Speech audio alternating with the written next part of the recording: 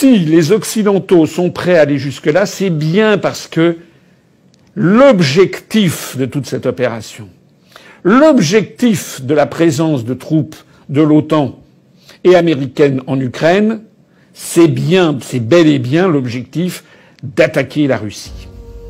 Il faut bien comprendre que le territoire russe serait en partie préservé d'une guerre nucléaire. Il faut bien comprendre que c'est la vieille Europe qui serait la première détruite. Et tout ça pourquoi? Pour permettre à l'Ukraine d'entrer dans l'OTAN. Disparition, l'assassinat de centaines de millions de personnes. Tout ça pour permettre à l'Ukraine d'entrer dans l'OTAN. Les Russes envoient un message sans fioriture, à la fois à Washington, à la Commission de Bruxelles, au gouvernement de Berlin, au gouvernement de Paris, mais aussi à Londres, et puis à tous les gouvernements européens qui sont dans l'OTAN. Les Russes viennent d'envoyer un message comme quoi qu'il arrive, ils ne laisseront pas passer l'Ukraine dans le cadre de l'OTAN. Je l'ai déjà dit 10 fois lors d'interventions télévisées. Et donc que les Russes sont prêts à tout.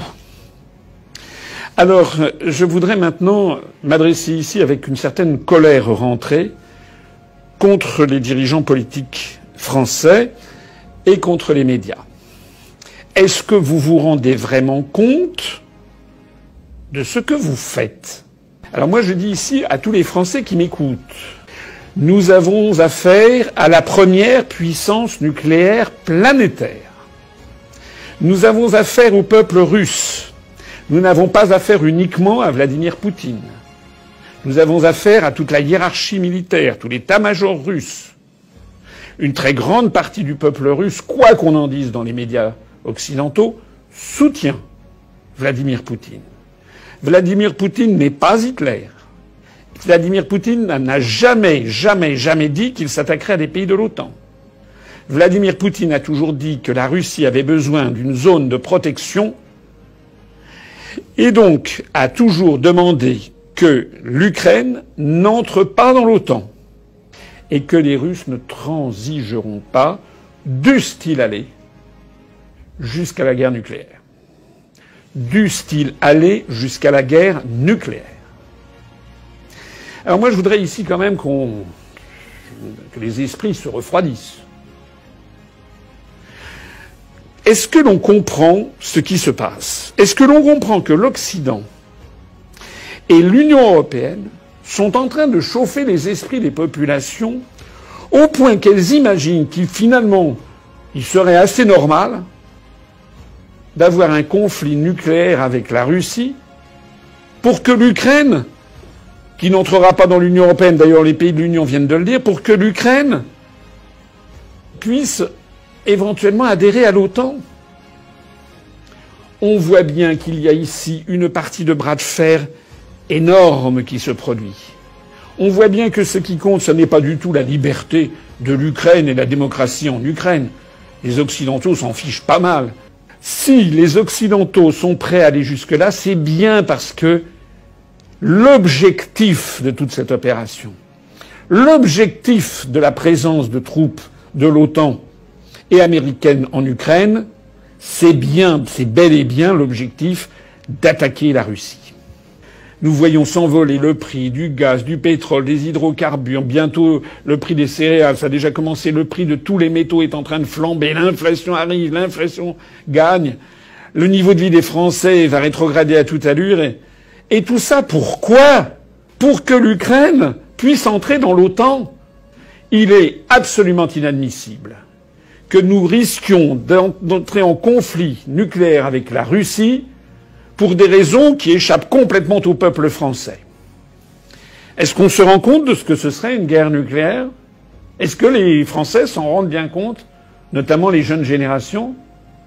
Est-ce qu'ils se rendent compte de l'horreur qu'a représenté le bombardement à Hiroshima ou à Nagasaki? Ils y sont déjà allés pour voir ce qui s'est passé. 70 000 personnes mortes en une seconde à Hiroshima. Et 190 000 avec le temps. Et à Nagasaki à peu près pareil. Et c'était des petites bombes. Par rapport aux puissantes bombes thermonucléaires. J'ai lu que, alors là on est dans le domaine des hypothèses, mais que si les États-Unis et la Russie se livraient à une guerre nucléaire, il y aurait probablement instantanément 25% de la population planétaire qui périrait immédiatement. Mais ceux qui survivraient seraient dans une situation épouvantable parce que il se produirait un tel dégagement de poussière radioactive montant dans la stratosphère que pendant 2, 3 ou 4 ans, la planète serait plongée dans l'hiver nucléaire. Certains informaticiens ou ingénieurs aux États-Unis ont calculé par exemple que l'Iowa, l'État de l'Iowa aux États-Unis, pourrait rester 3 ans avec des températures inférieures à 0 degré. Plus de printemps, plus d'été, plus d'automne. Cet hiver nucléaire, pendant 2 ou 3 ans, essentiellement visible dans l'hémisphère nord, aurait pour effet de faire chuter la température de façon colossale, mais également de bloquer les rayonnements solaires et de faire détruire à peu près toutes les récoltes. On estime, j'ai vu ça, que 97 à 99% de la nourriture disparaîtrait en France, au Royaume-Uni.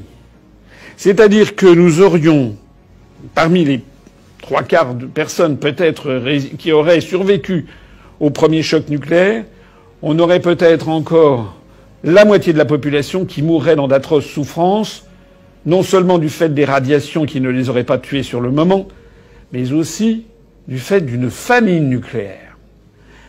Essayez de comprendre aussi que la France est un pays de taille relativement modeste par rapport à d'autres, et notamment par rapport aux États-Unis, et encore bien davantage par rapport à la Russie. La Russie étant une vingtaine de fois plus grande, ou 25 fois, je ne sais plus grande que la France, il faut bien comprendre que le territoire russe serait en partie préservé d'une guerre nucléaire. Il faut bien comprendre que c'est la vieille Europe qui serait la première détruite. Et tout ça pourquoi ? Pour permettre à l'Ukraine d'entrer dans l'OTAN.